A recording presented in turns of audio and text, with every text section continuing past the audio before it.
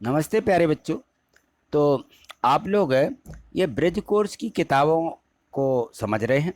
तो देखिए, ये जो ब्रिज कोर्स की दो बुकें हैं, इन दो बुकों को हमें 31 अक्टूबर के पहले तक इनको कंप्लीट कर लेना है, क्योंकि अर्धवार्षिक परीक्षा का पेपर इसी में से आना है। क्योंकि अर्धवार्षिक परीक्षा का जो टाइम टेबल है वो जो है आ चुका है। अब हमें इनकी बहुत जल्दी से तैयारी करना है और ये जल्दी हमें ख़त्म भी कर लेना है। तो देखिए, आज हम देखेंगे कक्षा 8वीं की जो गणित दी गई है, तो गणित को हम देखने वाले हैं। चैनल को सब्सक्राइब नहीं किया तो चैनल को सब्सक्राइब करके रखिए, जिससे आगे की सभी वीडियो आपको प्राप्त हो सके। तो देखिए, यहाँ पे हम गणित देखेंगे। तो यहाँ देखिए, वर्कशीट 48 दी गई है।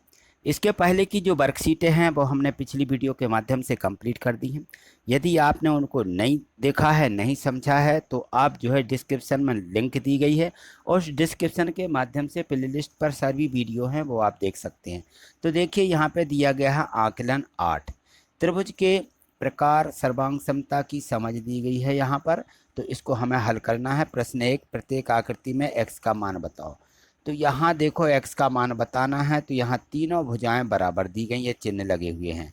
इनका मतलब है तीनों भुजाएं बराबर हैं तो तीनों कोण बराबर होते हैं। ये 60, ये 60, तो ये भी क्या होगा, 60। ठीक है। इसी प्रकार से यहाँ देखें तो इसमें देखिए, ये दो भुजाएं बराबर बताई जा रही, ये भुजा ये भुजा, तो बराबर भुजाओं के सामने के कोण बराबर होते हैं। ये 45 है तो ये भी 45 ही होगा। यहाँ भी देखिए, दो भुजाएं बराबर हैं, ये कोण 70 है तो ये कोण भी 70 होगा। ठीक है ना, बराबर भुजाओं के सामने के कोण बराबर होते हैं। ठीक, आगे चलिए। इसमें है प्रश्न 2 में कि रिक्त स्थान की पूर्ति करो कि एक त्रिभुज की तीनों भुजाएं क्रमशः दूसरे त्रिभुज की संगत भुजाओं के बराबर हों तो दोनों त्रिभुज सर्वांग सम होते हैं, और इस प्रतिबंध को एस एस एस प्रतिबंध कहते हैं।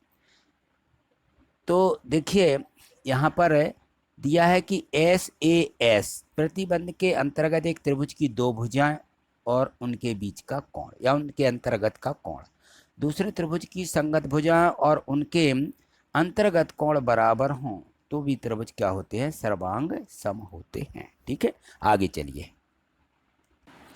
यहाँ देखिए, प्रश्न 3 दिया है कि कोण भुजा कोण सर्वांग समता प्रतिबंध को लिखिए। कोण भुजा कोण है नहीं, दिया गया है कि कोण भुजा कोण यानी एक त्रिभुज के दो कोण है ना, और उनके अंतर्गत भुजा, और दूसरे त्रिभुज के संगत कोण और उनके अंतर्गत भुजा यदि बराबर हो तो त्रिभुज क्या होते हैं, सर्वांग सम होते हैं। ये है कोण भुजा कोण प्रतिबंध। ठीक है, आगे देखिए, प्रश्न 4 दिया गया कि दिए गए कोणों में से समान कोण को पहचान कर उनके नाम भी लिखो।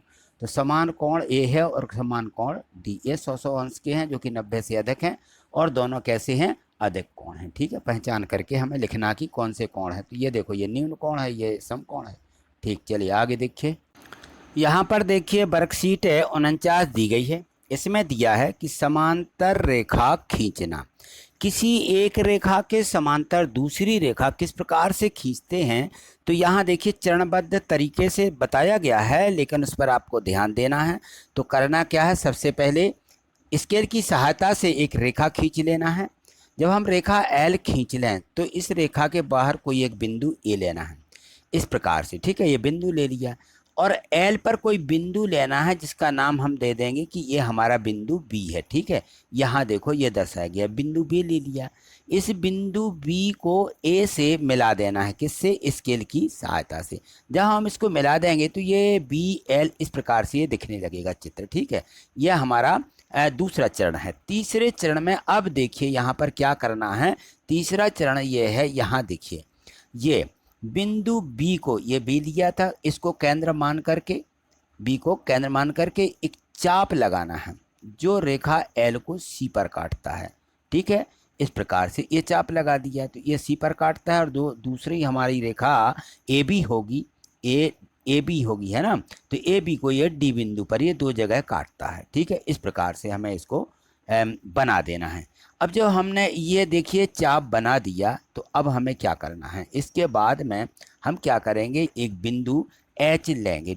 चौथा चरण देखिए, यहाँ पे चौथा चरण ये इस प्रकार बताया है कि बिंदु ए को केंद्र मान करके, जैसे यहाँ हमने बी को केंद्र मान करके, अब यहाँ ए को केंद्र मान करके एक यहाँ पे क्या लगा देना है, चाप।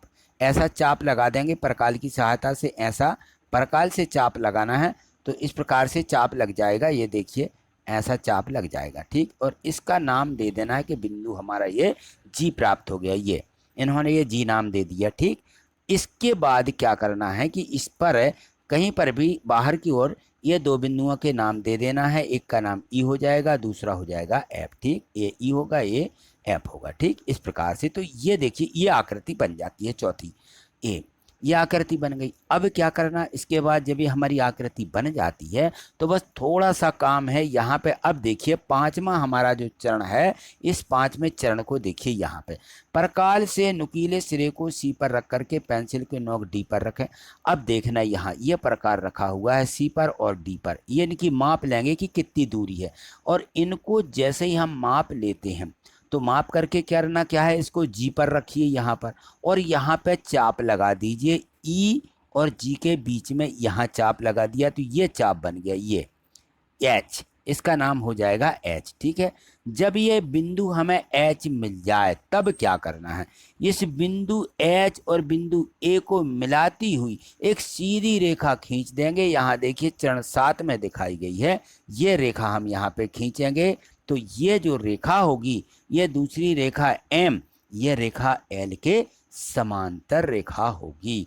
और जब ये समांतर रेखा खिंच जाती है तो हमारा ये जो कोण है एच जी ये, और यहाँ पे डी सी, ये हमारे एकांतर कोण होते हैं और जो दोनों एक दूसरे के बराबर होते हैं। और रेखा एम और एल ये देखिए समांतर रेखा का चिन्ह बना दिए कि समांतर रेखा होती हैं। तो इस प्रकार से हमें समांतर रेखा, एक दी हुई रेखा के समांतर रेखा खींचना पड़ती है। चलिए आगे देखिए, यहाँ देखिए वर्कशीट 50 में दिया गया कि बंद आकृतियों का अनुमानित क्षेत्रफल बताइए, ठीक है ना। तो यहाँ पे हमें देखना है कि ये जो बंद आकृतियाँ दी गई हैं, यहाँ ये आयत दिया गया, ये त्रिभुज दिया गया और ये वृत्त दिया गया है, ठीक है। तो ये जो यहाँ पे इनके वो चित्र बने हुए हैं आयत के, तो यहाँ देखो खंड लिखे हुए हैं। तो प्रत्येक खंड जो है 1 वर्ग सेंटीमीटर का होता है और जितने वर्ग बने होंगे ये उतने वर्ग सेंटीमीटर इनका क्षेत्रफल आ जाता है। बस ये अनुमानित क्षेत्रफल है। यहाँ गिनती कर लेंगे 1 2 3 4 5 6 7 8 9 10 11 12 13 14 15, इन्होंने लिख दिया 15 वर्ग बने हैं। तो इसका क्षेत्रफल क्या हो जाएगा, 15 वर्ग सेंटीमीटर। बस हमें ये लिख देना।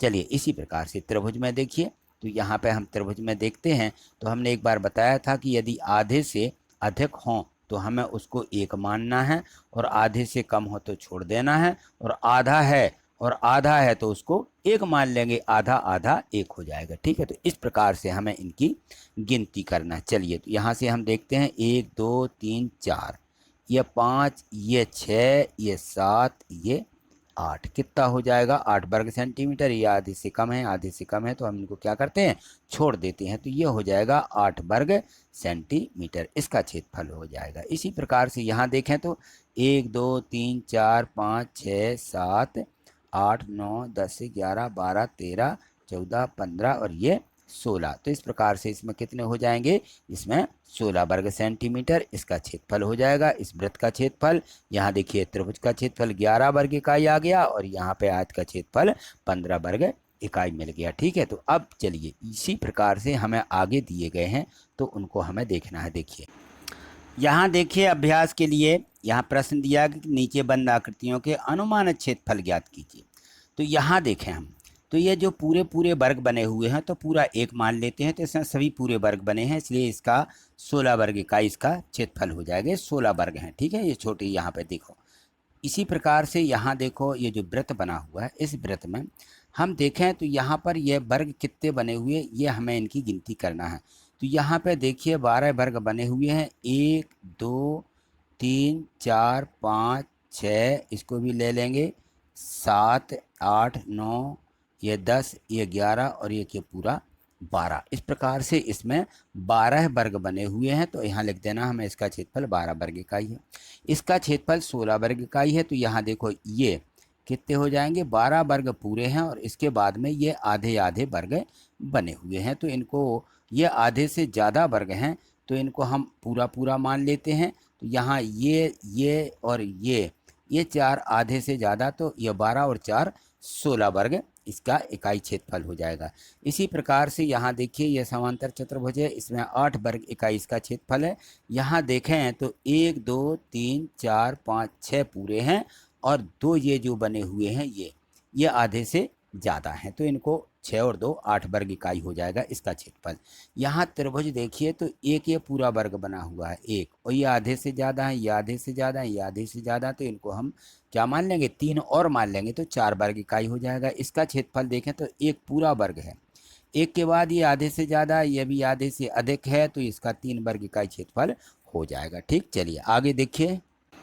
यहाँ देखिए वर्कशीट 51 दी गई है और यहाँ पे बताया कि आयत का क्षेत्रफल। आयत तो अपन ने देखा ही जिसमें लंबाई और चौड़ाई होती है, आयत है तो ये लंबाई है इसकी, ये चौड़ाई 4 सेंटीमीटर है।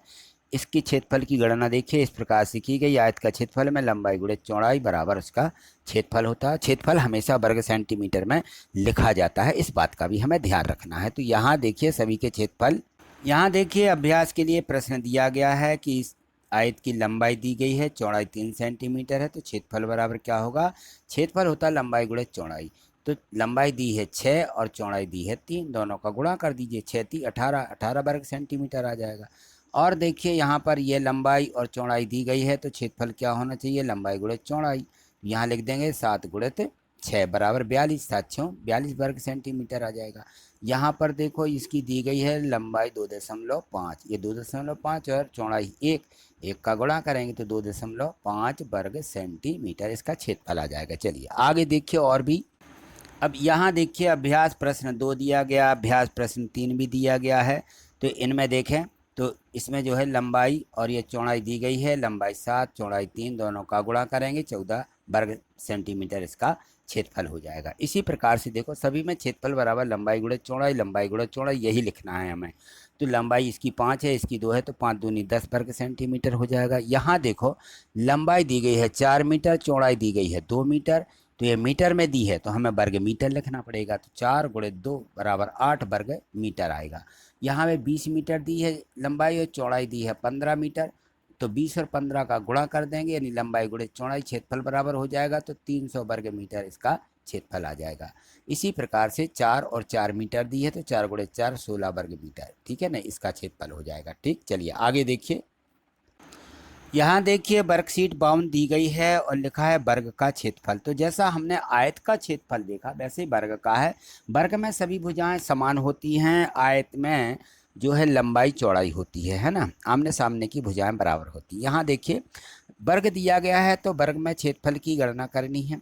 यहाँ देखो इसकी चौड़ाई 5 सेंटीमीटर है, यहाँ भी लिखा चौड़ाई 5 सेंटीमीटर है, यानी लंबाई चौड़ाई बराबर होती हैं, तो हम या तो चौड़ाई या लंबाई जो भी माने मान सकते हैं, ठीक है ना। यानी एक भुजा जो रहेगी उसकी चौड़ाई होगी या उसकी लंबाई होगी। ठीक, इस प्रकार से दिया है यहाँ पे। तो लंबाई देखो यहाँ पर बराबर कर दिया चौड़ाई, चौड़ाई को क्या करते हैं भुजा नाम दे देते हैं, तो इसका क्षेत्रफल होता है लंबाई गुणे चौड़ाई, यानी भुजा गुणित भुजा। इस बात का ध्यान रखना है कि हमें वर्ग का क्षेत्रफल भुजा गुणित भुजा, भुजा का 2 बार गुणा कर देना, एक ही भुजा दी रहेगी हमेशा, या तो वो लंबाई की मान लो या चौड़ाई, कुछ भी मान सकते, क्यों दोनों बराबर हैं। तो यहाँ पे 5 गुणित 5 यानी 25 वर्ग सेंटीमीटर इसका क्षेत्रफल हो जाएगा। यहाँ देखिए एक वर्ग की भुजा 6 है, तो क्या लिखेंगे 6 गुणित 6 यानी 36 वर्ग सेंटीमीटर। अब देखिए यहाँ पे अभ्यास के लिए प्रश्न दिए, यहाँ देखिए वर्ग दिया गया है, अभ्यास के लिए प्रश्न 2 है और लिखा है कि वर्ग का क्षेत्रफल। तो वर्ग का क्षेत्रफल कैसे निकालेंगे, देखिए ये वर्ग दिया गया है, ये वर्ग की आकृति है, तो इसकी एक भुजा 4 सेंटीमीटर है, दूसरी 4 है, सभी 4 4 की होती हैं, तो वर्ग का क्षेत्रफल हो जाएगा 4 गुणे 4, ठीक है ना, और गुणा करेंगे तो आ जाएगा 16 वर्ग सेंटीमीटर। इसी प्रकार से देखो एक भुजा 3 दी है तो दूसरी भी 3 है, क्या करेंगे यहाँ 3 गुणे 3 यानी 9 वर्ग सेंटीमीटर इस वर्ग का क्षेत्रफल। अब देखिए यहाँ पे प्रश्न दिए गए हैं, वर्ग का क्षेत्रफल ज्ञात कीजिए लिखा है, और लिखा है कि वर्ग की एक भुजा 10 सेंटीमीटर है, तो हम सभी भुजाएं 10 मानते हुए क्या करेंगे 10 गुणे 10 यानी लंबाई गुणित चौड़ाई, ऐसा लिखते हैं, तो यानी भुजा गुणित भुजा, तो 10 धाम 100 वर्ग सेंटीमीटर हो जाएगा। वर्ग की एक भुजा 11 सेंटीमीटर की है, तो 11 गुणित 11 कर देंगे और हो जाएगा 11 11 में 121 वर्ग सेंटीमीटर, ठीक है। वर्ग की एक भुजा 2.5 सेंटीमीटर है, तो वर्ग का क्षेत्रफल 2.5 गुणित 2.5 गुणा करेंगे दोनों का, तो 6.25 वर्ग सेंटीमीटर आ जाएगा। वर्ग की एक भुजा दी गई है 1 सेंटीमीटर, तो वर्ग का क्षेत्रफल 1 गुणित 1 यानी 1 ही रहेगा, 1 वर्ग सेंटीमीटर, ठीक है। तो आज इतना ही। आगे और भी वर्कशीटें दी गई हैं, उनको अगली वीडियो के माध्यम से देखेंगे। आगे देखने के लिए आप चैनल को सब्सक्राइब करके रखिए और प्रत्येक वीडियो को एक लाइक जरूर कर दीजिए। थैंक यू, धन्यवाद।